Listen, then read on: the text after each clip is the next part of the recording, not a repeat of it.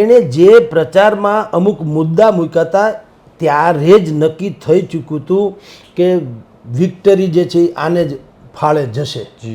કોંગ્રેસ અને આરજેડી સહિતનું જે તથાકથિત મહાગઠબંધન જે છે, જે ઠગબંધન જેવું જ હોય છે, કારણ કે આ લોકો ચૂંટણીમાં ગઠબંધન કરે ને પછી બધા વેરવિખેર થઈ જાય.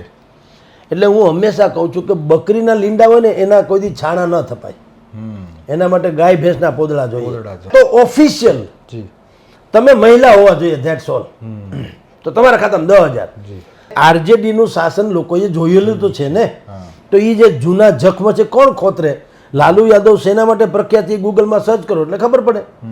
અને એટલે એને 10,000 રૂપિયા આપ્યા. તો મહિલા તો એવું જ માને ને કે ભાઈ આપણા રહોડા હાલતા હોય, ગોળા જે આવે શાસનમાં દિયો મત, એટલે જીતી ગયા. એટલે હું કહું છું કે બિહારમાં ભારતીય આ એનડીએ હું હંમેશા કહું છું આ જે જાગૃતિનું કમળ ખીલ્યું છે ને સાહેબ, એ ગજબનું ખીલ્યું છે. તો આમ તમારે જુઓ તો અનાજ મફત છે, ગરીબની વાત કરું, અને 10,000 રૂપિયા છે. તો ખરેખર તો આનો અર્થ એમ છે કે હવે તમારે કંઈક કરવાનું જ નહીં, તમે નાગરિકો એ જ બસ છે. 35 રમ્યા, 35 બેઠકની આળે ગાળે માંડ ઈ ટકે તો, અને ઓલા 202 પહોંચ્યા.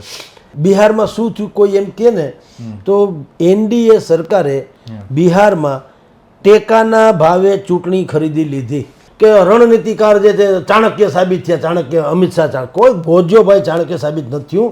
કાવડિયા દીધા તમે હારી પેટ 10,000, એટલે લોકોએ કીધું ગોળ્યા. બીજું હું કેસરીઓ પહેર્યા પછી પણ તમે જો ભારતીય જનતા પાર્ટીથી થોડાક નારાજ હો તો તમે વધીને મત ન આપો, પણ તમે વિપક્ષને તો ન જ આપો. આ 90% તો પ્રચારક ઈ છે, અડધા પડતા તો રાહુલ ગાંધી છે. ભગવાન કરે ને લાંબુ હાલે તો ભાજપે કઈ કરવા જેવું રહે નહીં. હું નથી માનતો કે ભાજપ નીતિશ કુમારને મુખ્યમંત્રી બનાવે. એ નક્કી કઈક એવો ખેલ કરશે કુનેપૂર્વક, અને ભાજપમાં તો એ વ્યવસ્થા છે ને. આ લોકોને એમ છે કે કોંગ્રેસને યારે ગઠબંધન, કોંગ્રેસને એમ છે કે હું આની યારે ગઠબંધન કરું. બે એકબીજા સ્વાર્થના જોડા છે. એ કોઈ કાળે તમે લાંચ લેતા પકડાવ ને, લાંચ આપીને છૂટવું પડે. થવાનું ન થવાનું કહે નઝુમી કોણ એવો છે, ન જાણ્યું જાનકીનાથે સવારે શું થવાનું છે. બિહાર વિધાનસભા ચૂંટણીના પડઘમ વાગતા હતા. આજે તેનું પરિણામ આવી ગયું છે, અને આ ચૂંટણી પરિણામોમાં એનડીએ ગઠબંધનને પ્રચંડ વિજય મળ્યો છે, જ્યારે સામા પક્ષે મહાગઠબંધનનો પરાજય થયો છે. ત્યારે બિહારની ચૂંટણી પરિણામોને લઈને અતથી ઇતિ દરેક મુદ્દે પ્રકાશ પાડવા જીતના ફેક્ટર, હારના ફેક્ટર, કોનો પ્રભાવ રહ્યો અને શું નડી ગયું અને શું ફાવી ગયું, આ તમામ મુદ્દે ચર્ચા કરવા માટે આજે સ્વરાજ મીડિયા સાથે જોડાયા છે વરિષ્ઠ પત્રકાર અને પ્રખર રાજકીય વિશ્લેષક આદરણીય જગદીશભાઈ મહેતા સાહેબ. સૌપ્રથમ તો સાહેબ સ્વરાજ મીડિયામાં આપનું સ્વાગત છે. સાહેબ, બિહાર ચૂંટણીના પરિણામો આવ્યા છે, રાજકીય વિશ્લેષક તરીકે આપની પ્રથમ પ્રતિક્રિયા. જુઓ, એ તો હોના ही था. આવા પરિણામ આવવાના છે એ તમામ રેટિંગ એજન્સીથી માંડીને સર્વે કરનારી એજન્સીઓએ પણ કીધું હતું. અને એ સ્વાભાવિક પાછું હતું. સ્વાભાવિક એટલા માટે હતું, સસલું દોડે અને બાકીનું એની સામે જે દોડ આપણે કહી છે દેડકોને સસલું, તમે કોણ આગળ વધે એના જેવું છે.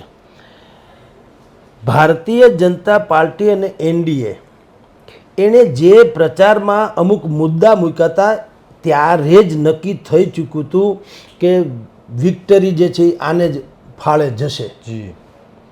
એમાં સૌથી આકર્ષક બે મુદ્દા આમ તો હતા.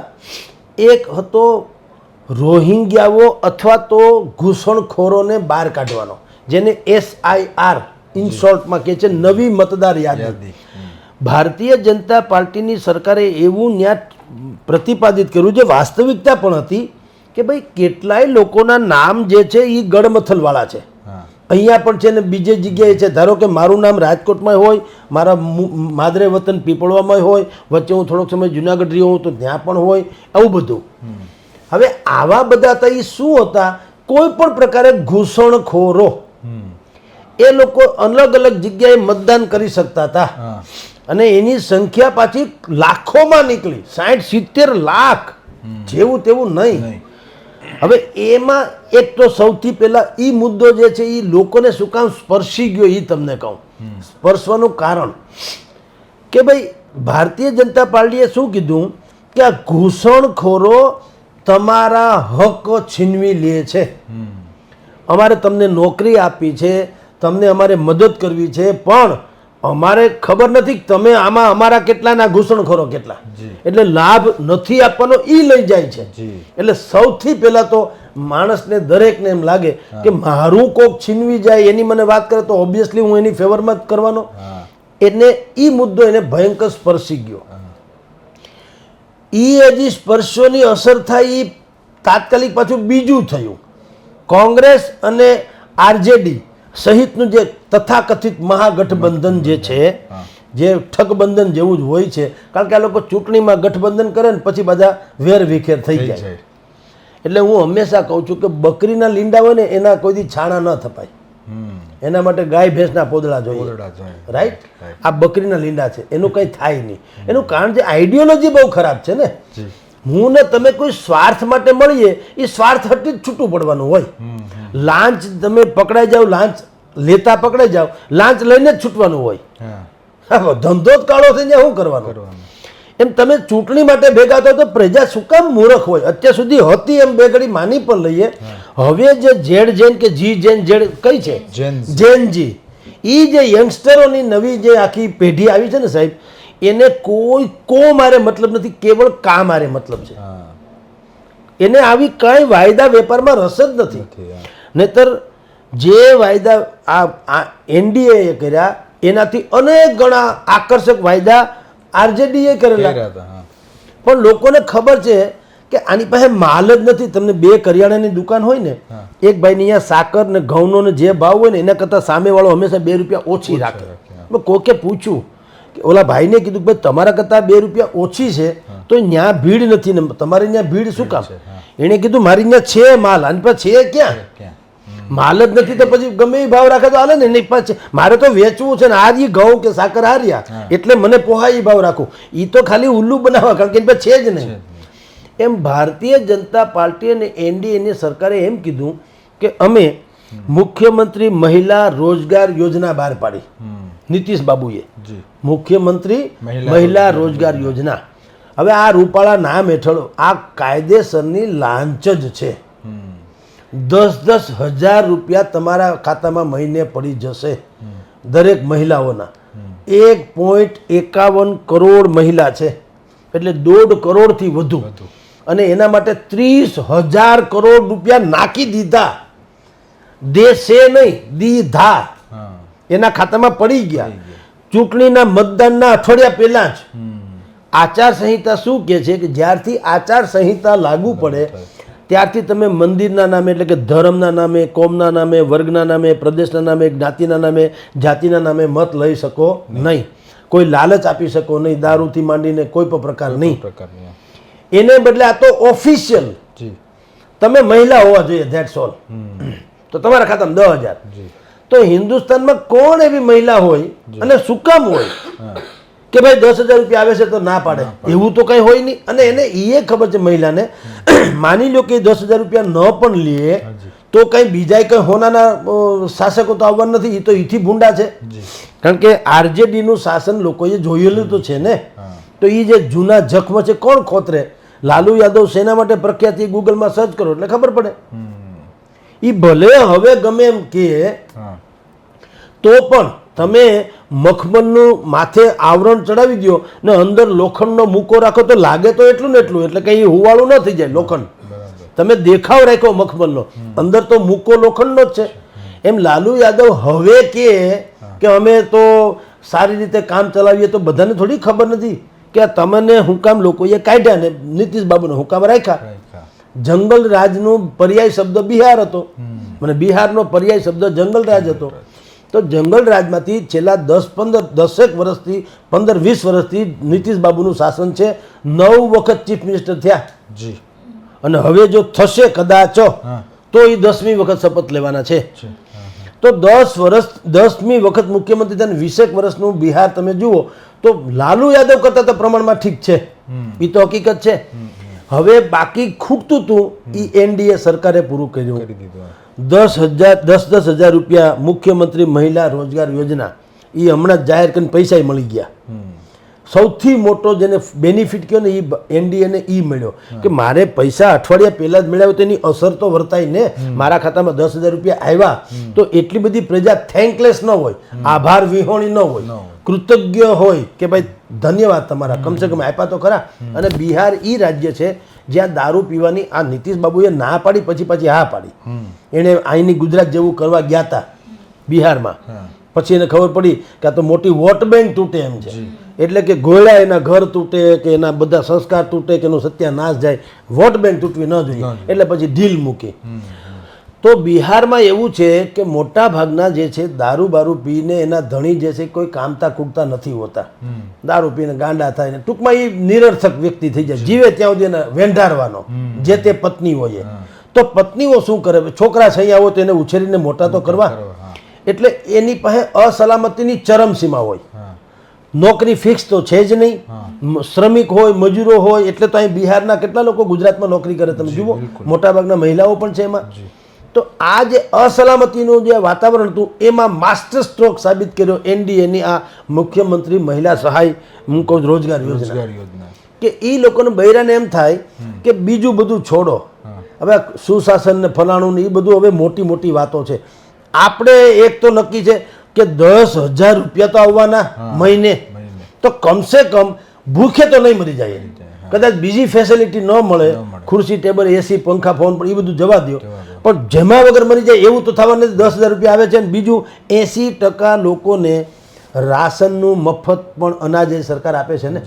તો આમ તમારે જુઓ તો અનાજ મફત છે, ગરીબની વાત કરું, અને 10,000 રૂપિયા છે, તો ખરેખર તો આનો અર્થ એમ છે કે હવે તમારે કંઈ કરવાનું જ નહીં, તમે નાગરિક હોય એ જ બસ છે. હવે નોકરી ધંધાની તો વાત જ છોડો, 10,000 રૂપિયા બેઠે બેઠે આવવાના અને અનાજ એ આવે છે. એટલે ઈ સેન્સમાં આ માસ્ટર સ્ટ્રોક સાબિત થયો. ઈ ઉપરાંત નીતિશ બાબુએ 2023 થી લખપતિ દીદી એવી એક યોજના શરૂ કરેલી. આપણે અહીં ડ્રોન સિસ્ટમનું છે ને, ડ્રોન થી બધું વહીવટ કરીને લખપતિ છે. વર્ષે એને લાખેક રૂપિયાની આવક થાય એવું દાવો છે, સાચું ખોટું તો આપણે મળીએ ત્યારે ખબર પડે. પણ એવી પાછી 31 લાખ તો થઈ ચૂકેલો દાવો છે બિહારમાં. જે 1.5 કરોડ મહિલા છે એમાં 31 લાખ ઈ તો લખપતિ થઈ ગઈ એમ, એવો સરકારનો દાવો છે. લખપતિ થાય કે ન થાય, ઈ શાસક પક્ષથી તો થઈ ગઈ, ઈ તો નક્કી, કારણ કે સરકાર જ આપે છે, તો એ સરકારની ઈ તો થઈ ગઈ. એટલે ઈ 31 લાખ તો હતા જ. ઉપરાંત એને પાછા આ 1.5 કરોડ મહિલાને 10,000 રૂપિયા આપ્યા. આમ તમે ગણો તો જે 8 કરોડની જનસંખ્યા, 8.5 કરોડ અને 13 કરોડની જનસંખ્યામાં 7.5 થી 8 કરોડ મતદારો છે. એમાં સ્વાભાવિક જ 50% સ્ત્રી પુરુષ હોય ને, પણ મતદાનની ટકાવારીમાં આ વખતે શું થયું ખબર છે, પુરુષોએ મતદાન કર્યું એના કરતાં સ્ત્રીઓએ વધુ કર્યું. 2020-25 મતદાન થયું હતું કેટલું, 59%, અને આ વખતે 71.61%. બિલકુલ મહિલાઓએ ઉરડીને મત આપ્યા. તો ઓબ્વિયસલી કોને આપે, 10,000 રૂપિયા જે આપવાના છે એને જ આપે ને, કોઈ મૂર્ખ તો છે નહીં. અને સામે મેં તમને કરિયાણાની દુકાનનો દાખલો આપ્યો, આ લોકોએ એટલે કે આરજેડી વાળાએ કીધું અમે 33,000 આપશું, પણ બધાને ખબર છે કે આના કૂવામાં નથી, હવેડામાં ક્યાંથી આવવાનું, એટલે કોઈએ ભરોસો ન મૂક્યો. બીજું આરજેડીમાં તેજસ્વી પ્રસાદ ભલે જુદી વાત છે, એના બાપા જેવો એ નથી એમ માની લઈએ, પણ બાપાએ છે તો ખરા ને, તો વારસો તો એ જ ને. અને એ લોકોએ શું કર્યું, એની જે જૂની ને જાણીતી પેટર્ન છે, દલિતો, વંચિતો, પીડિતો, માઇનોરિટીઝ, રોહિંગ્યા, એમ બધું ભેળ કર્યું. હવે દલિતો, માઇનોરિટી, શોષિત, પીડિતને ખબર છે કે 55 વર્ષ તમે અમને ખાલી મતદાર તરીકે વાપર્યા, અમારો મેળ તો પડ્યો નથી. એ હવે દલિતોને સમજાઈ ગયું છે અને માઇનોરિટીને સમજાઈ ગયું છે. એટલે માઇનોરિટીને અલગ વોટ બેંક છે જેને ઓવેસી લીડ કરે છે, દલિતોની અલગ બેન્ડ છે જેને એના જે એક ભાઈ છે કેન્દ્રમાં મંત્રી હતા, તે મુખ્યમંત્રી હતા, એને પોતાનો પક્ષ બનાવ્યો છે, હિન્દુ મોરચા કેવું સમથિંગ, હિન્દુસ્તાન મોરચા, જીતનરામ માઝી, હિન્દુસ્તાન અવામી હા. હવે મોરચા, એને એમાં સેન્ધ પાડી છે. અને રહી વાત બાકીના ન્યુટ્રલ મતદારો, તો એમાં શું થયું, આ ભાઈ જે છે કિંગ મેકર અત્યાર સુધી જન સુરાગ નામની પાર્ટી કરીને પ્રશાંત કિશોર જે રાજનીતિના ચાણક્ય ગણાતા હતા એક જમાનામાં, મોદીના રણનીતિકાર હતા ને પછી મનમોહન સિંહના થયા અને બધાના થયા. હવે તમે જુઓ આજે એને 0 મળ્યા, એક પણ બેઠક ન મળી. હું હંમેશા કહું છું આ જે જાગૃતિનું કમળ ખીલ્યું છે ને સાહેબ, એ ગજબનું ખીલ્યું છે. જનતાની તમારા બધા પિક, તમે જુઓ ક્રિકેટની મેચ હોય સ્ટેડિયમમાં તો આફ્રિકાની મેચ હોય તો એ જોવા જાય, ઇંગ્લેન્ડની હોય તો એ જોવા જાય, ભારતની હોય તો એ જોવા જાય. અમારે મેઇન મનોરંજન જોઈએ છે. બિલકુલ પિક્ચર સારું હોય તો પછી ગમે એનું હોય, હીરો ગમે હોય, ડિરેક્ટર ગમે હોય, ગમે મને તમે બતાવો, મારે જોવું છે, ધેટ્સ ઓલ. હું ક્યાં ઓળઘોળ થઈ જવાનો. એમ રેલીમાં તમે જુઓ આરજેડીની રેલી નીકળતી એમાંય હકડે ઠઠ જનતા હતી. તમે છાપા ખોલો, ગૂગલ સર્ચ કરો તો ખબર પડે કે તેજસ્વી પ્રસાદની જે રેલી થતી તમને લાખોની સંખ્યામાં લાગે, તમને લાગે પરિવર્તનનો પવન ફૂંકાઈ રહ્યો છે. અને આજે જ્યારે વોટિંગની શરૂઆત થઈ ગણવાની મત ગણતરી, તો શરૂઆતના રુઝાન તો આવતા હતા એનડીએ તરફ, પણ આ ભાઈ શું કહેતો હતો, લાલુ યાદવના દીકરા તેજ પ્રતાપે કીધું કે આ બધું પરિવર્તનનું છે, આ તો શરૂઆતના રુઝાન છે, હજી અમારી પેટીઓ બાકી છે, જે દર વખત એની પાસે આ જ પેટર્ન છે વિપક્ષોને કહેવાની. અંતે સમેટાઈ ગયું 32-35માં અને ઓલા 202 ઉપર લડી લીધા. તો સવાલ એ છે કે હવે બિહારમાં શું થયું, કોઈ એમ કે ને તો એનડીએ સરકારે બિહારમાં ટેકાના ભાવે ચૂંટણી ખરીદી લીધી, બીજું કશું જ નથી. ટેકાના ભાવે આપણે ત્યાં મગફળી ખરીદાતી એ ખરીદશે ત્યારે ખરીદ છે, ટેકાના ભાવે ચૂંટણી પણ ખરીદી શકાય છે. એનું બિહાર મોડ્યુલ હવે આખા દેશમાં લાગુ પડવાનું, કારણ કે એટલી એને ખબર પડી ગઈ પુરુષો જે છે એ ધંધા વેપારના સ્થળથી માંડીને જાહેર સ્થળોએ પણ ચર્ચા કરે એટલે એનું માઇન્ડ વોશ થઈ શકે. એનું અત્યારે ગુજરાતમાં વિકલ્પ શોધી રહ્યા છે ને લોકો, સારો વિકલ્પ મળે તો હમણાં જ પાડી દે એમ છે, હવે વિકલ્પ નથી ત્યાં સુધી જે થવું છે. તો હવે એને સરકાર આપણા કરતા હોશિયાર હોય ત્યારે જ ત્યાં બેઠા હોય ને, એણે એટલું નક્કી કર્યું કે હવે આપણે એવું કયો વર્ગ છે એની ઉપર તરાપ મારીએ તો મેળ પડે, તો કે મહિલા વર્ગ. મોટા ભાગની ગૃહિણી જ હોય છે, એ બિચારા છોકરા છે અહીંયા મોટા કરવામાંથી ઊંચી આવે જ નહીં. એ 90% ખબર નથી યોગી આદિત્યનાથ વડાપ્રધાન છે કે મુખ્યમંત્રી છે. તમે જુઓ નરેન્દ્ર મોદી હજી ગુજરાતના મુખ્યમંત્રી ઘણા કહે છે બૈરા, કે એ તો આપણા ગુજરાતનો છે કહેવાય ને. આમ ભૂપેન્દ્રભાઈ કોણ છે એ પાછા ખબર નથી. હવે આવું જો ગુજરાત જેવા રાજ્યમાં તો બિહારમાં ને ઉત્તર પ્રદેશમાં તો શું ન હોય. એટલે આ લોકોએ સોફ્ટ ટાર્ગેટ બનાવ્યા મહિલા વર્ગને, જે કરોડોની સંખ્યામાં છે. અને એટલે એને 10,000 રૂપિયા આપ્યા. તો મહિલા તો એવું જ માને ને કે ભાઈ આપણા રહોડા હાલતા હોય, ગોળા જે આવે શાસનમાં દિયો મત, એટલે જીતી ગયા. એટલે હું કહું છું કે બિહારમાં ભારતીય આ એનડીએ ટેકાના ભાવે ચૂંટણી ખરીદી, પહેલી વાત. હવે અત્યાર સુધી શું હતું, ગુજરાત મોડ્યુલ કે મોડલ એ આખા દેશમાં લઈને નરેન્દ્ર મોદી વાતો કરતા, ડબલ એન્જિનની સરકારને વગેરે વગેરે. હવે જુઓ ગુજરાતની સાથે અનુસંધાન આનું કેવું છે. હવે બિહાર મોડ્યુલ જે છે દેશને કદાચ લાગુ પડશે. શું કામ? બિહારના પ્રભારી તરીકે જેને નિમવામાં આવ્યા હતા એ શ્રીમાનનું નામ છે CR પાટીલ, જે ગુજરાતના અત્યાર સુધીના સર્વાધિક સફળ પ્રમુખ રહ્યા છે ભાજપના. એમાં કોઈ ના નહીં.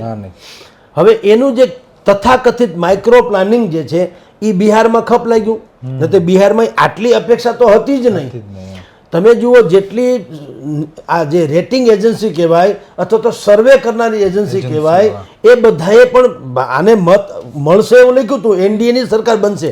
પણ તમે જુઓ બધાએ 147, 167, 133, 159, 145, 160, 142, 162 આ બધાના હું નામ બોલી શકું. આ એજન્સીના આ રહ્યા આંકડા, એ બધાએ 150ની આળેગાળે રેમાં સરવાળે કે 150 મળશે ને સરકાર બનશે. અત્યારે 202 પહોંચ્યા. અને એવી રીતે મહાગઠબંધનને કોઈએ સરેરાશ 70 થી હેઠે કોઈએ નથી આપ્યા. કોઈએ 70, 90, કોઈએ 95, 101, કોઈએ 73, 91, કોઈએ 87, 102, કોઈએ 80, 98, કોઈએ 88, 103, કોઈએ 108 થી 106 એમ. તો બધા 99% તમે જુઓ તો 80, 90 ને આળે ગાળે રેમાં આ એજન્સીઓ કહેવાતી કરોડો રૂપિયા આપે ત્યારે એ સર્વે કરે છે.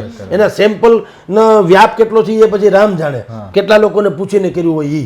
પણ એવું આવ્યું તો બધાને એમ હતું કે ભલે સરકાર આની બનશે પણ તેજસ પ્રસાદ જે છે એ પણ હાહાકાર તો મચાવશે જ. કારણ કે 80-90 બેઠક હોય તો એ કાલવારે હળી હંચો કરી શકે. એને બદલે શું થયું 35 માં રમ્યા 35 બેઠકની આળે ગાળે માંડ ઈ ટકે તો અને ઓલા 202 પહોંચ્યા.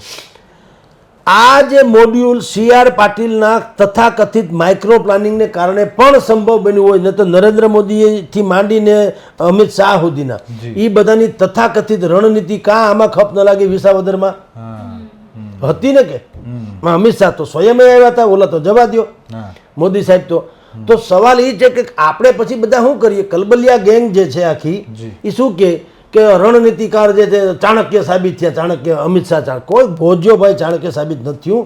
કાવડિયા દીધા તમે હારી પેટ 10,000 એટલે લોકોએ કીધું ગોળ્યા, બીજું હું એટલે તમને મત મળ્યા છે. પણ એનો શ્રેય અગર કોઈને જાય, કારણ કે આટલી કલ્પનાતીત તો વાત કોઈને ખબર નથી, તો એ શ્રેય જાય છે મિસ્ટર CR પાટીલને. એટલે હવે હું તમને 2 આયામ કહેવા માંગુ છું, આની ગુજરાતમાં શું અસર થવાની લખી રાખજો તમે, આ સાચવી રાખજો આ ક્લિપિંગ, જો કદાચ થાય તો તમારે વગાડવા થાય. 99.99% ભારતીય જનતા પાર્ટીના રાષ્ટ્રીય અધ્યક્ષ તરીકે CR પાટીલ આવે એવી પૂર્ણ સંભાવના છે. બહુ મોટી વાત. હવે ઈ એટલા માટે સંભાવના, હું નબળી વાત હું કહું છું શું કામ, એના અનુસંધાનો છે. એક તો CR પાટીલે એનો સ્ટ્રાઇક રેટ છે એ હાઈએસ્ટમાં હાઈએસ્ટ અહીંયા બતાવી દીધો. ગુજરાતમાં તો બતાવ્યો જ તો, અહીંયા બતાવી દીધો. નંબર 1. નંબર 2, એના તથાકથિત રીતે પ્રમુખ થવાથી શું ફેર પડી કહું, આને આ જાદુ હવે પછી સૌથી મોટી ટર્ફમાં ટર્ફ અગર ક્યાંય ચૂંટણી હોય તો એ પશ્ચિમ બંગાળની છે. જી બિલકુલ. મમતા બેનર્જી કાંટાની જેમ ખૂંચે છે નરેન્દ્ર મોદીને NDA સરકારને. હવે એને જો તમારે પરાસ્ત કરવા હોય તો આ મોડ્યુલ કામ આવે તો વાત પૂરી થઈ જાય. બીજા કોઈ હવે બચ્યા નથી વિપક્ષમાં જે પોતાના બલબૂતા ઉપર સરકારને પડકારી શકે, બાકી બધા તો ભૂંજાઈ ગયા. એક રહી મમતા બેનર્જી.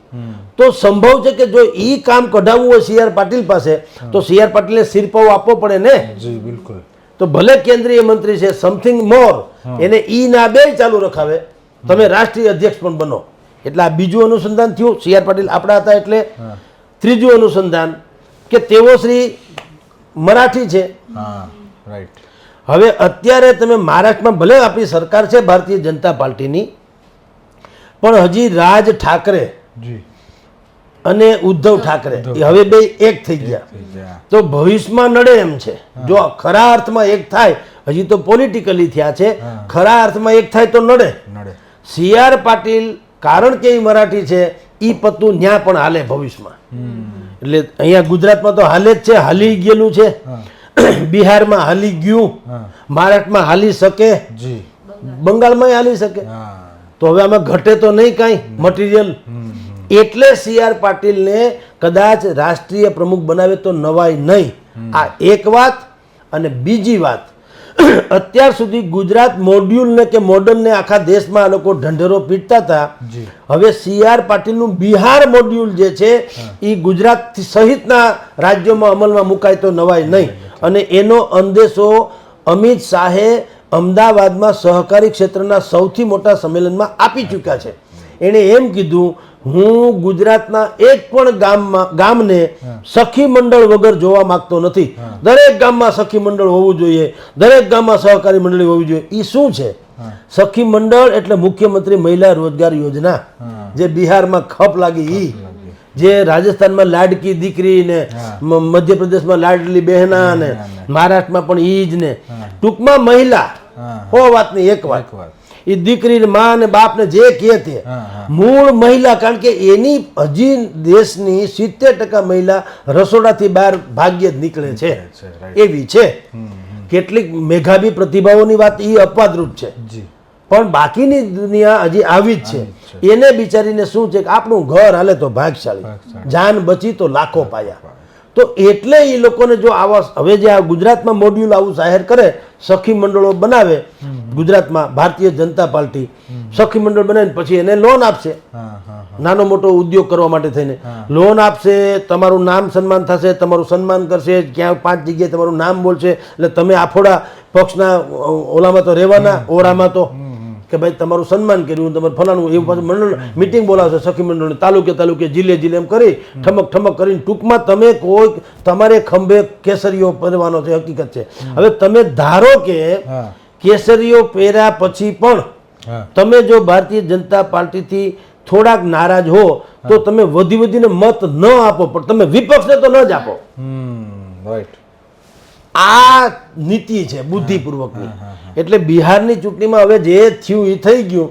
નીતિશ શપથ લે કે ન લે એ હવે અહીંયા એ ચેપ્ટર ક્લોઝ. એનાથી આમ ગુજરાતને કઈ મતલબ નથી. ગુજરાતે એમાંથી મગજમાં રાખવાનું, ખાસ કરીને વિપક્ષોએ, કે આ બિહાર મોડ્યુલ જો અહીંયા લાગુ કરવામાં આવે ગુજરાતમાં, જે કરવા જઈ જ રહ્યા છે ભારતીય જનતા પાર્ટી, તો ગોપાલ ઇટાલિયા થી માંડી અમિત ચાવડા સુધીના માથા પછાડે તો મેળ પડવાનો નથી. અને ગુજરાતમાં ભારતીય જનતા પાર્ટીની સરકાર આના પછીની 5 ટર્મ હોય તો એને કાંઈ ઉપાધિ થાય એમ નથી જો આ મોડ્યુલ લાગુ પડે તો. એટલે આનું કાઉન્ટર એટેક શું થાય, તેજ પ્રસાદ જેવું નહીં. અમે ઓલા 10,000 હું 30,000 આપું, ઓલો નોકરી એક એમ કે હું એટલા લોકો નોકરી આપું, હું ઘરે બધા નોકરી આપું, એમ ફાકા ફોજદારી કરે નહીં મેળ પડે. તમારે નાગરિકોમાં પોતિકા ઉમેદવારને ઊભા રાખી ચરિત્ર અને ચહેરા બે બદલવા પડશે વિપક્ષોએ. વિપક્ષોમાં પ્રોબ્લેમ શું છે અત્યારે, એ શું કે ભાજપને ગાળ ગયો એટલે પ્રચાર થઈ ગયો. એ ખોટું છે. હું ટાટા બિરલાની ઈર્ષા કરું તો ટાટા બિરલા ન થાવ. ઈર્ષા કરે થોડું થવાય. એની રેસીપી શું છે, મારે કઠોર પરિશ્રમ કરવો પડે ને. નરેન્દ્ર મોદી 75 વર્ષની વયે ગઈકાલે નેપાળ કે ભૂટાનમાં હતા, અહીંયા આવીને સીધા દંગો ફસાદ થયો, બોમ્બ બ્લાસ્ટ તો ગયા કે નહીં હોસ્પિટલમાં, કાં આરામ ન કર્યો કે ભાઈ હવારે વાત, એવું ન હોય. એ સમજવું પડે, કઠોર પરિશ્રમનો કોઈ વિકલ્પ નથી. એ માણસ અમેરિકા જાય છે, ત્યાં ગામ આખાને ગાંડું કરે છે દુનિયાને, પછી અહીંયા આવીને એરપોર્ટ ઉપર ઉતરી ને સુષ્મા સ્વરાજ ત્યારે જીવતા એરપોર્ટ ઉપર ફાઇલો મગાવી ન્યા બધું વહીવટ કરે રાતે 2:30-3 વાગે. જયશંકરને બોલાવ્યા, જયશંકરને, અને ન્યાની મિટિંગ કરી પૂરું કર્યું. સવારે પાછા ગોંડલ હતા કે જસદણ હતા. એને કહેવાય કઠોર પરિશ્રમ. ભલે તમે એની બાકીની પદ્ધતિને અવગણો, પણ નરેન્દ્ર મોદીનો કઠોર પરિશ્રમ છે, એમાં તો કોઈ શંકા નથી. પછી ભારતીય જનતા પાર્ટીના કોઈ પણ માણસને કોઈ હંમેશા કહેશે કે અમે 12 માસ 24 કલાક ચૂંટણીના મોડમાં જ રહીએ છીએ. તો આ લોકો જે વિપક્ષો છે એ શું કરે છે, ભૂખ લાગે સિંહને ત્યારે હરણાને ફાડી ખાવા બોર્ડમાંથી બહાર નીકળે, એમ હાલે? 12 માસ તમે ક્યાં જાઓ છો? એટલે આ બધું જો એ નહીં વિચારે તો લખી રાખવાનું, તમે ગમે એટલા માથા પછાડો, ભારતીય જનતા પાર્ટીને કોઈ કાળે હરાવી નહીં શકો. ઇતિ સિદ્ધમ. ઇતિ સિદ્ધમ.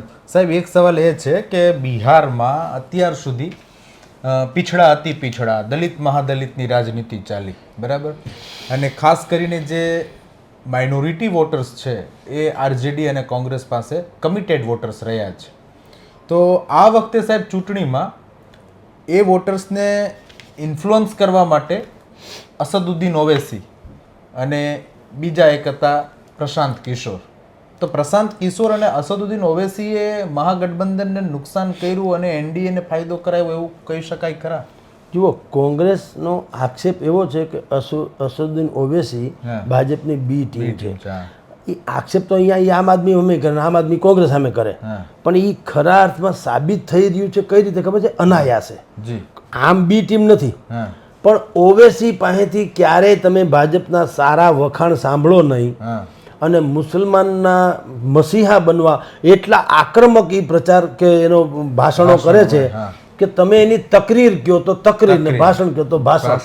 તમે એ વિડીયો વાયરલ કરો એટલે 10 જણા હિન્દુ લોકો પણ જે મોદીના વિરોધી હોય ને બીજે ક્યાંક મત આપવાનું વિચારતા હોય ને એને ભલે એ ગમે, પણ આને તો ન જ દેવાય, એના કરતા મોદી હાથ નથી હારો. એટલે બી ટીમ. બી ટીમ એટલે આ રીતે.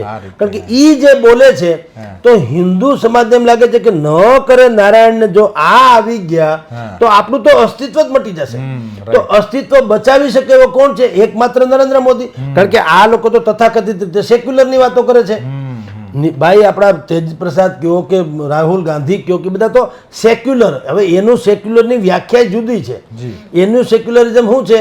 ધ્રુવીકરણ ની લોકો સેક્યુલરકરણ કરે છે.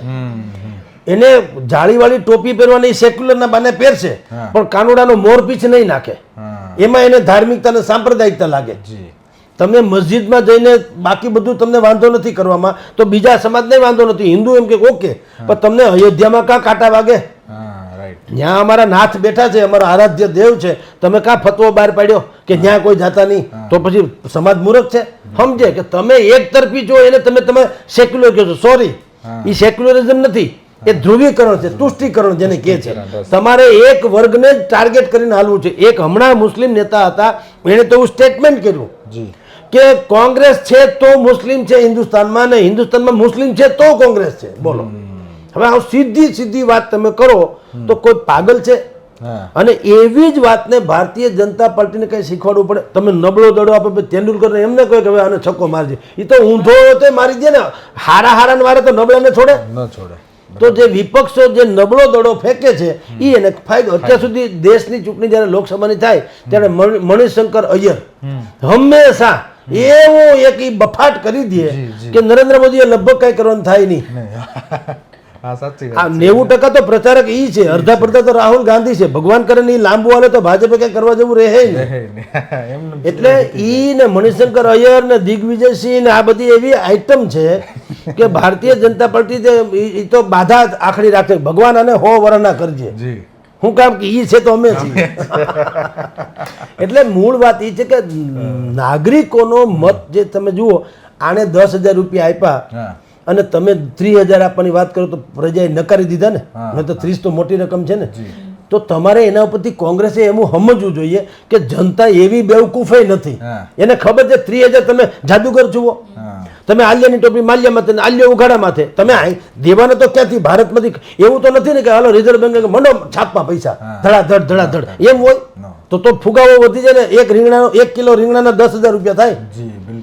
એમ પૈસા છાપે નથી સુખી થઈ જવાતું. બધું બેલેન્સ હોવું જોઈએ ને. તો આ લોકો જે કરે છે એમાં લોકોને ભરોસો એટલા માટે છે કે લગભગ આ સરકારમાં છે એટલે કદાચ એ દઈ શકશે, એટલે લોકોએ શ્રદ્ધા. તમે 30,000 કે તમે ખબર છે કે આને લૂંટવાનું જ કામ કર્યું છે અત્યાર સુધી, તો બીજું એની પાસે છે નહીં. 30,000 સંભવે નથી, એટલી જાગૃતિ તો આવી ગઈ છે. એટલે મેં આપને શરૂઆતમાં કીધું કે આ બી ટીમ વાળી છે ને, બી ટીમ કરી તો ભારતીય જનતા પાર્ટી જ એને બિલકુલ પ્રોત્સાહિત કરે છે. ઓવેસીને બોલે ને એને ટીવીમાં આવવા હું કેમ, તો આ બધી ગોદી મીડિયા નથી કહેતા. મેઇન સ્ટ્રીમ મીડિયા જેટલું છે એની ઉપર છાપ શું છે? ગોદી મીડિયા. કે એ લોકો હંમેશા પ્રશંસાના પુષ્પો. તો ત્યાં ઓવેસી શું કામ આવી? કોઈને સમજાતું કેમ નથી? ત્યાં એટલા માટે ઓવેસી આવે કે ઓવેસી ને પછી લાંબી ટૂંકી છે નહીં. એ એના પોતે એનું વોટ બેંક મજબૂત કરવા ભયંકર બોલે, જેને તકરીર જેવું કહે છે. હવે એ ભયંકર બોલે એટલે એના લોકો સિટી મારે બધું કરે, પણ તમારા મારા જેવા સાંભળે તો મનમાં એમ થાય કે ભલે આપણે મોદીને ગાળ દઈએ કે ગમે, પણ આ તો ન જોયો ભાઈ. એટલે એ બી ટીમ. એટલે એને તો ચાઈ ને આ લોકો કહે છે તમે આ મેઇન સ્ટ્રીમમાં ઓવેસીને તો લઈ આવો. તમે જો અઠવાડિયા દરદીમાં એક વખત આવી જ જાય. તો કોઈને સમજાતું નથી. જ્યારે તમારા દેશના ભાગલા પડવા જેવી વાત કરે છે તો એને અહીંયા ચમકાવો છો શું કામ? એ કાં કોઈ નથી પૂછતું. ખરેખર તો એવા લોકોને અવગણવા જોઈએ ને. તમે ટીવીમાં આપો છો તો બધાને ખબર પડે છે ને કે ઓવેસી છે, એનું કઈ દી નોંધ જ ન લ્યો તો શું કરે? પણ એને બદલે ચાઈ ને એના ટીવીમાં લાવવામાં આવે. શું કામ? એને કારણે અમારી વોટ બેંક તૈયાર થાય મસ્તીની. જે રિહાવાના હોય, જે લોકોને મોદીથી જરાક વાયડા થયા હોય કે નથી ગમતા, કંઈક પ્રોબ્લેમ હોય, એને એમ થાય કે ભલે ઈ ગમે હોય, અજાણ્યા મિત્ર કરતા જાણીતો શત્રુ વધુ સારો. અજાણ્યા મિત્ર કરતા જાણીતો શત્રુ વધુ વધુ સારો. ખબર તો છે આ કેવો છે, આ તો ફૂટે ત્યારે ખબર પડે સુરસુરી છે કે ધડાકો, ખબર તો છે નહીં. એના કરતા આ છે તો ખરા. એટલે તમને કહું છું એ બી ટીમ એટલે આ. એટલે સવાલ એ છે ભાઈ કે ભારતીય જનતા પાર્ટીએ કોર્પોરેટ કલ્ચરથી ચૂંટણીને હંમેશા ધ્યાનમાં લીધી અને આ બધા બાખોડિયા ભરે છે. તમારે જુઓ, ખાડો કર્યા વગર ટેકરો ન થાય. कुछ पाने के लिए बहुत कुछ गंवाना પડતા है.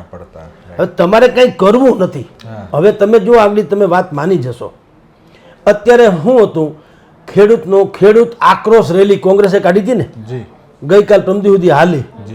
હવે જ્યારે ખબર પડી કે ચૂંટણી લગભગ ઠેલા હે, સ્થાનિક સ્વરાજ્યની ચૂંટણી ગુજરાતમાં SIR નવી મતદાર યાદી પછી કદાચ થાય એમ છે, એટલે કે એપ્રિલ મે માં થાય એમ છે. ડિસેમ્બરમાં થવાની હતી. ડિસેમ્બરમાં થવાની હતી એટલે ખેડૂતો વગર કોઈને હાલતું નહોતું. આમ આદમીને પણ ખેડૂત ગળે લાગી ગયા હતા, કોંગ્રેસને ગળે લાગી ગયા હતા. હવે ગમે એમ થાય, ખેડૂતને અન્યાય સહન નહીં થાય, ખેડૂતને અન્યાય સહન નહીં થાય. હવે ખબર પડી કે ચૂંટણી મોડી થવાની છે, એટલે હવે એમ કે તો આપણે અહીંયા સમાપન કરી નાખીએ. હવે પછી ટૂંકમાં હવે અમે આરામ કરીએ. હવે તમે ગોળ્યા શું કામ? ચૂંટણી નથી.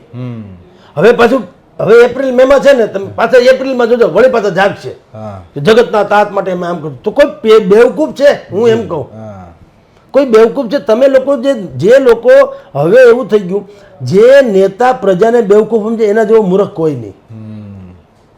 ભલા માણસ તમે સોશિયલ મીડિયા જુઓ તો તમને ખબર પડે તમારા કરતાં લોકોને આઈક્યુ કેટલા ઊંચા છે. જી તમે સોશિયલ મીડિયાની કોમેન્ટ્સ વાંચો તો ખબર પડે જી. ક્યાં પહોંચ્યા છે લોકો. છે લોકો. તો તમે એને ઈ તો છૂટ મોઢે રમે છે, તો ઈ જનતાનો મત છે. તમે તમારા મન કી બાત કરો, ઈ જન કી બાત સાંભળો. હા રાઈટ. તો જન કી બાત આ લોકો સાંભળવી નથી. ગોપાલની જગ્યાએ ઠીક છે, વિપક્ષોમાં આપણે વાત કરીએ કોંગ્રેસને, એટલા જ મેં કોંગ્રેસની વાત કરી. કોંગ્રેસને મેં કીધું ને, હરણા ખાવા કઈ નીકળે, ભૂખ લાગે ત્યારે, ત્યાં સુધી સિંહ નીકળે નહીં. એમ કોંગ્રેસ ત્યાં સુધી નીકળે નહીં તો પછી કોણ તમને પાછા જુએ ને? એ પાછા ઠોબળા જેવા ડાચા જેને લોકોએ નકારી કાઢ્યા છે, અરીસામું જો તરડાઈ જાય, હવે એને પાછા તમે ઊભા રાખો ક્યાંથી મેળ પડે? તમે એટલે આ ગુજરાત તો નંદનવન છે. અહીંયા કવિ નર્મદ જી, ત્યાંથી મહાત્મા ગાંધી, સરદાર પટેલ, કનૈયાલાલ મુનશી, ઝવેરચંદ મેઘાણી, ભીખુદાન ગઢવી, તમે કોણ નથી અહીંયા? જી બિલકુલ. આટલી મહાન વિભૂતિઓનું આ રાજ્ય, ગુણવંતી ગુજરાત. ગુણવંતી તમે દર એક ચોકમાં જાઓ, તમને એક એવો વિરલો મળી આવે કે જે એવી દાતારીનું કામ કરતો. તમને હમણાં 2 દી પહેલા અમારે ત્યાં એક બેનભાઈ આવ્યા, કપલ નહીં, બેનભાઈ આવ્યા, યંગસ્ટર, બિલકુલ 20-22 વર્ષના. એણે એક સંસ્થા મને કે ભાઈ અમે શું કરો છો? એ એક સંસ્થા ચલાવે છે. સંસ્થાનું કામ શું ખબર? રાજકોટમાં ફૂટપાથ ઉપર લાવારીસ હાલતમાં પડેલા દર્દીઓની કેન્સર સહિતની દવા કરવી. વાહ બોલો. વાહ ભાઈ વાહ. પાટાપિંડી કરવી, ડ્રેસિંગ કરવું, તમે ને હું જોઈ ન શકીએ એવી હાલતના દર્દીઓ હોય ને. લાવારીસ ને બિચારા નોધારા કેવા હોય, નાયા ન હોય, મહિના દી થયા, માખીઓ બણબણતી હોય ને, એમાં ઘાવ લાગ્યો હોય ને, એમાં પાછું એની પાસે દવા ન હોય એટલે સડી ગયું હોય ને, તમે ને હું જોઈ ન શકીએ એનું એ ડ્રેસિંગ કરે. 2 યંગસ્ટર હતા, 20-22 વર્ષના, બોલી 18-20 વર્ષની દીકરી, ના ભાઈ 22 વર્ષનો છોકરો. હવે આવી પેઢી જે છે આટલું અત્યારે સેવાભાવી થઈ ગયા, એવા જ કૂપણ ફૂટી નીકળવાના. તો તમે એવા લોકો જેટલા જેને ધૂળ ધોયા, હું કહું છું, જીંડવે વીટેલા રતન. વાહ વાહ.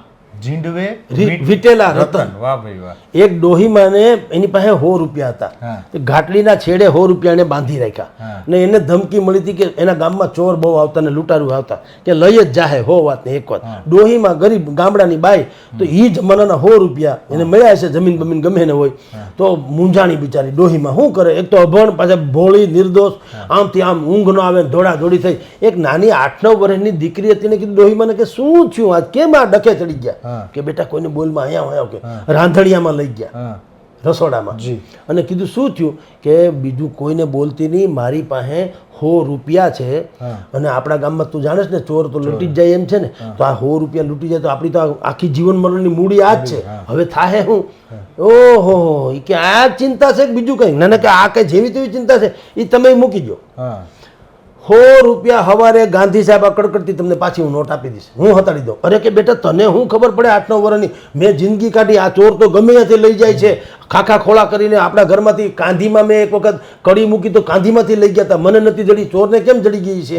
એને તો 4 આંખું હોય, તને કઈ ખબર? કે તમે ચિંતા કરો માં, લાવો 100 રૂપિયા. ઘાટડીમાંથી 100 રૂપિયા છોડીને ડોહીમાં અહીંયા આપ્યા. છોકરી કીધું હવે તમે સુઈ જાઓ ગોદડું ઓઢીને. ડોહીમાં ઊંઘ થોડી આવે, એ અવળ હવળ કરીને રાત તો કાઢી નાખ્યા. સવારે ઉઠીને સૌથી પહેલા એને છોકરીને ઉઠાડી. પોલી તો ઘસઘટાટ ઊંઘી ગઈ હતી કે બેટા ઉઠતો, બેટા શું થયું? કે ઓલા તે 100 રૂપિયા છે કે નહીં જોતો, ક્યાંક મૂકી. એને કડકડતી નોટ કાઢી આલ્યો માડી. અરે કે બેટા આ ક્યાં મૂકી હતી તે? એને કીધું અહીંયા મારા ભેગા. એ લઈ ગયા મંદિર જેવું હતું ત્યાં, અને શ્રીમદ ભાગવત હોય ને, એ ભાગવતમાં 100 રૂપિયા મૂક્યા હતા. તો બેટા અહીંયા આ દેખાય, કે એમાં એટલા માટે મૂક્યા હતા કે જે ચોરી કરવા આવે એ કોઈ દી ભાગવત સામું જુએ નહીં, ભાગવત સામું જુએ ચોરી ન કરે. વાહ ભાઈ વાહ, શું વાત છે! ये बात है सर. આટલી સમજણ વાળી પ્રજા એ જમાનામાં, આ તો લૌકિક છે ખાલી, પણ એવી સમજદાર જનતા જેને ઝેડ કે જી જન શું કહો છો? જેનજી. હવે એવી પેઢીમાં તમે હજી જૂનવાણી વાત કરો, ક્યાંથી મેળ પડે? એટલે હવે નીતિન ખજૂર, નીતિન જાનીઓ, હવે એ ફૂટી નીકળવાના. એટલે કોંગ્રેસને હું કહું છું, આમ આદમીને કહું છું, ભારતીય જનતા પાર્ટીને ગાળું દેવાથી તમારું દળદર, તમારું ગુજરાતનું કોઈનું દળદર ફીટે એમ નથી. You have to change your self first. તમારે તમારી જાતને પેલા બદલવી પડશે, સમાજને હું કોઈ દી એવા વચન ન આપી શકું કે તમારા તળિયા ધગે છે કાંઈ વાંધો નહીં, આખા રાજકોટને હું ચામડે મઢાવી દઈશ. મારે એમ કે હું તમને બૂટ લઈ દઈશ, એ બરોબર, બૂટ હું લઈ જઈશ, આખું રાજકોટને ચામડે હું મઢાવી ન શકું. બરાબર છે. ઈ સેન્સમાં જો આ વિપક્ષો સમજશે તો ગુજરાતનું ભલું થાય, જનતાનું ભલું થાય. અને એમાં તમામ લોકોને આહુતિ આપવાનું કયો.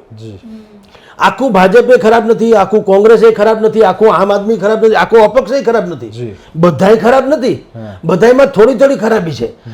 ગંગા પવિત્ર છે એટલે ગંગાની ગંદકી છે એને આપણે પવિત્ર નથી કહેવું, એટલી જ આપણી વાત છે કે ભાઈ ગંદકી તો ગંગાની પણ હોય તો એને પવિત્ર ન કહેવાય.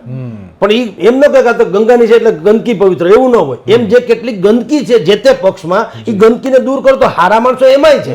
તો હું હંમેશા કહું છું તમે એકાદે એક બધાને 150 મત શું કામ આપી દો છો બેઠક, પછી આને એમ કરો ને, કોઈ ફાટીને ધુવાડે ન જાય અને હંધાઈને પરફોર્મન્સ બતાવવાની તક મળે.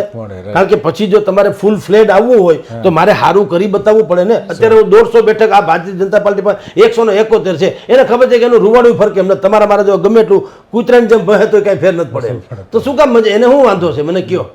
એ કે ભલે ને બોલતા ક્યાં ફરક પડતા, કારણ કે ભયંકર બહુમતી છે. પણ એને બદલે આવું હોય છે પાતળી કે 5-10 બેઠકનો અવળ હવળ થાય એવી વ્યવસ્થા હોય, ગાય જેવા થઈ જાય કે નહીં, ઓલો આને મળે ને કાલે સવારે હું થાય નક્કી નહીં, તો હંધા ગાય જેવા થઈ જાય કે નહીં. એટલે હું હંમેશા કહું છું કે મતદારોએ બહુ બુદ્ધિપૂર્વક વ્યવસ્થા કરવાની જરૂર છે. એક અરે ઓળઘોળ થઈ જવાનું પછી હાય રોડ નથી ને હાય નિહાળ નથી, ક્યાંથી હોય? તમે કોઈ દી તમે રોડને મત નથી આપ્યો, નિહાળને મત નથી આપ્યો, તમે તમારા વિસ્તારને મત નથી આપ્યો, તમારા ખેતરને મત નથી આપ્યો, તમારી કમાણીને મત નથી આપ્યો. તમે મત આપ્યો લેવા ને કડવા ને તળપદા ને ચોવાળિયા ને રઘુવંશી ને ભૂદેવ ને માઇનોરિટી ને દલિત ને, તમે ઈ દિંડકમાં પીડ્યા છો. મત આપતી વખતે તમે કોઈ દી નાગરિક રહ્યા જ નથી. રાઈટ, ઈ તો ડખો છે. તમે નાગરિક બનીને મત આપો, ભલે કોઈ પણ આયાતી ભાયાતી ક્યાં હોતા હે. તમે એમ કહો આપણે ફલાણાભાઈ બહાર ગામ એ તો આયાતી કહેવાય, તો કલેક્ટર તમારા માસીનો છોકરો છે એ તો બિહારનો છે એટલે આયાતી ન ગણાય. બરાબર, તો જ્યાં કેમ ગાય જેવા થઈ જાવ છો મિસ્ટર ગુપ્તા ને મિસ્ટર ખુપ્તા, તો ત્યાં વાંધો નથી. આપણે વાંધો મૂળ ઈર્ષા, તું મારામાંથી ભાગ ન લઈ જાવ જોઈએ. એ જો ઈર્ષા તૂટી જાય તો બિહાર વાળી ન થાય અને બહેતરીન શાસન મળે. જી એટલે સાહેબ આપે કીધું કે બિહારની ચૂંટણીમાં એનડીએને જે પ્રચંડ જીત મળી છે એમાં મહિલાઓનો સૌથી મોટો ફાળો રહ્યો છે. અને અત્યારે જે રૂઝાન આવી રહ્યા છે એ પ્રમાણે સાહેબ એવું કહેવામાં આવે કે ચૂંટણી પ્રચારમાં એવી વાત ચાલતી હતી કે નીતિશ કુમાર ફરી 10મી વખત સીએમ બનશે. તો 2020માં સાહેબ જ્યારે ચૂંટણી થઈ ત્યારે સૌથી મોટો પક્ષ જેડીયુ હતો, નીતિશ કુમારની પાર્ટી. વર્તમાન સમયે જે ચૂંટણી થઈ સાહેબ અને એમાં ભાજપ અને જેડીયુ બે 101 બેઠક પર ચૂંટણી લડ્યું, એમાં સૌથી વધુ બેઠકો ભારતીય જનતા પાર્ટી પાસે છે. એટલે હવે એવું કહી શકાય કે બિહારમાં ભાજપ છે એ મોટો ભાઈ છે.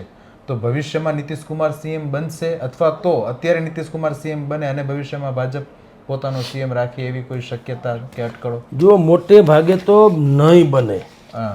નહીં બને. ભારતીય જનતા પાર્ટી બુદ્ધિપૂર્વકની વ્યવસ્થા કરવામાં હોશિયાર છે. ઈ ગાય જેવા ક્યારે રે, તમે જો સાપ પણ ભોણમાં જવાનું હોય ને ત્યારે સીધો થાય, બાકી તો આમ જ હાલે. મૂળ ચાલ તો એની આ જ છે, ભોણમાં જવું હોય તો જ સીધો થાય છે. એમ છે ભારતીય જનતા પાર્ટી. અમે નાના છીએ તો તમે મોટા, પણ અમે મોટા થઈ ગયા તો તમારી વાત થઈ ગઈ પૂરી. અત્યારે વ્યવસ્થા એવી છે 92 બેઠક ઉપર ભાજપ છે, 84 બેઠક ઉપર જેડીયુ છે. જેડીયુ મોટા ભાઈમાંથી નાનો ભાઈ થઈ ગયો અને પાછો 10-15 સીટનો ગાળો છે ને હજી કદાચ 1-2 પેટીઓ આડાવડી થાય તો આમાં કઈ નેઠું નહીં હું થાય. તો ઈ સંજોગોમાં હું નથી માનતો કે ભાજપ નીતિશ કુમારને મુખ્યમંત્રી બનાવે. ઈ નક્કી કાંઈક એવો ખેલ કરશે કુનેપૂર્વક. અને ભાજપમાં તો એ વ્યવસ્થા છે ને, દેવેન્દ્ર ફડણવીસ ડેપ્યુટી બની જાય અને પાછો મુખ્યમંત્રી બની જાય. શિંદે મુખ્યમંત્રી હોય ને ડેપ્યુટી થઈ જાય. એમાં કઈ છોછ નહીં. ભાજપમાં આપણે કહીએ લોકશાહી, પછી એ લોકો એને લોકશાહીમાં ખપાવે, પણ એ જુદી વાત છે. પણ અહીંયા ગમે એ સંભવ છે. એટલે હવે બેઠકની દ્રષ્ટિએ જુઓ તો ભાજપ મોટો ભા છે. મોટો ભા છે એ કહે કે હવે માણા થાવ, કારણ કે અમે 10-15 જણા વધુ છીએ, તમે 20 વર્ષથી સત્તા ભોગવો છો અને બીજું હવે ઓપ્શન નથી. નહીતર આય પલટુ રામ છે નીતિશ બાબુ, એ ઓછી માયા નથી. પણ સામે ક્યાંક વ્યવસ્થા મોટી હોય ત્યારે નીતિશ બાબુની પાસે 84 બેઠક છે, ઓલા પાસે 32 છે, બે ભેગું કરો તો બહુ મેળ નથી પડતો.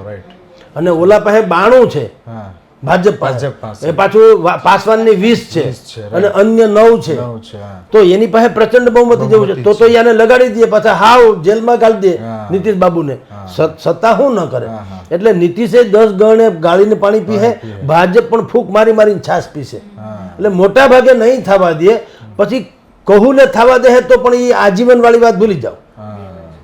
વરસ 2 વર્ષ કદાચ કંઈક થાય ને પછી ખેલ નાખી લે બાકી એ હવે નીતિશ બાબુનું વાત પૂરી એનું કાઉન્ટ ડાઉન શરૂ अच्छा साहब एक बोली हिंदी में कहेवत છે ને हम तो डूबेंगे सनम तुमको भी ले डूबेंगे કોંગ્રેસ ક્યાંય દેખાતી નથી ને કદાચ એવી એક ચર્ચા છે કે કોંગ્રેસને કારણે આરજેડીને પણ ખૂબ જ માઠા પરિણામો ભોગવવા પડ્યા કોંગ્રેસની સ્થિતિ બિહારમાં શું છે સાહેબ એના વિશે કંઈ કેવું હોય તો અકલનો છાંટો નથી સાહેબ જો ને આ સ્થિતિ એટલે આ ભાઈ તમે આની પહેલા ઉત્તર પ્રદેશમાં મુલાયમસિંહ યાદવના છોકરા અખિલેશની હારે ભાઈ રાહુલ બેઠા હતા દોનો લડકે અને ફલાણા ને એવું હાલતું હતું ડીંડક બરાબર દો લડકે જમ ગયે ને ફરક જમ કે લડેંગે ને શું થયું હા ભૂંડે હાલ હાર્યા જી બિલકુલ તમને આ લોકોને હજી ખબર નહીં આપણે તો કહીએ તો કોઈક લાગે કે તમે તમારી જાતને હું સમજો છો મેં સાંભળ્યું છે હા હવે આ બહુ કરુણાજનક મતલબ બહુ આશ્ચર્યજનક વાત છે જી કે આ લોકો એટલે કે અખિલેશથી માંડીને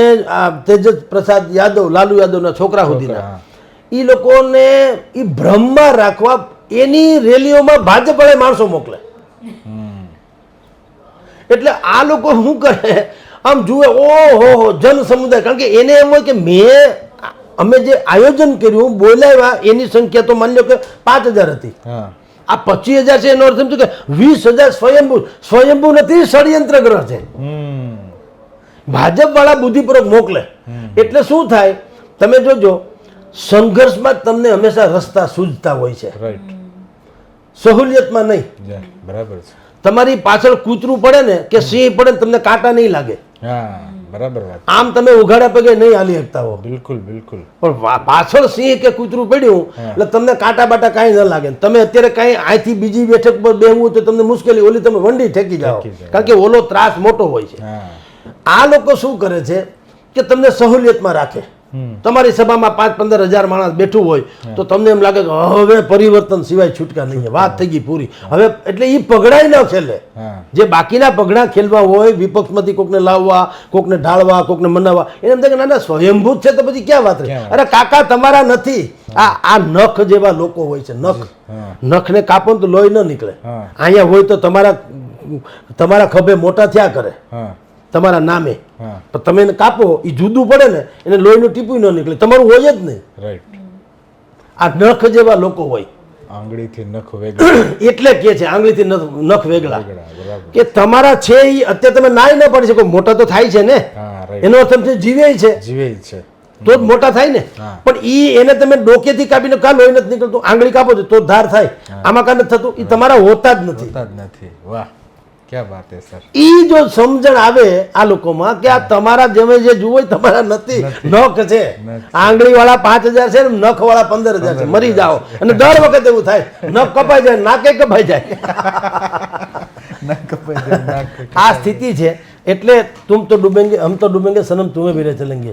આ લોકોને એમ છે કે કોંગ્રેસની હારે ગઠબંધન કોંગ્રેસને એમ છે કે હું આની હારે ગઠબંધન કરું બે એકબીજા સ્વાર્થના જોડા છે એ કોઈ કાળે તમે લાંચ લેતા પકડાવ ને લાંચ આપીને જ છૂટવું પડે વાત જ ઈ છે લાંચ લેતા પકડાય તો લાંચ એ આપીને છૂટવામાં લાંચ આપવા એના માટે લાંચ જ દેવી પડે છૂટવી હોય તો આ બધી પ્રેક્ટિકાલિટી છે એ ન સમજે તો ભગવાન એને બચાવે બીજું હું હરી ઠીક છે સાહેબ બિહાર ચૂંટણીના વિશ્લેષણ બદલ સ્વરાજ મીડિયા સાથે જોડાવા માટે આપનો આભાર નમસ્કાર, નમસ્કાર. દર્શક મિત્રો આપનો પણ આભાર ધન્યવાદ ફરી મળતા રહીશું સ્વરાજ ચેનલ સબસ્ક્રાઇબ કરવાનું ભૂલશો નહીં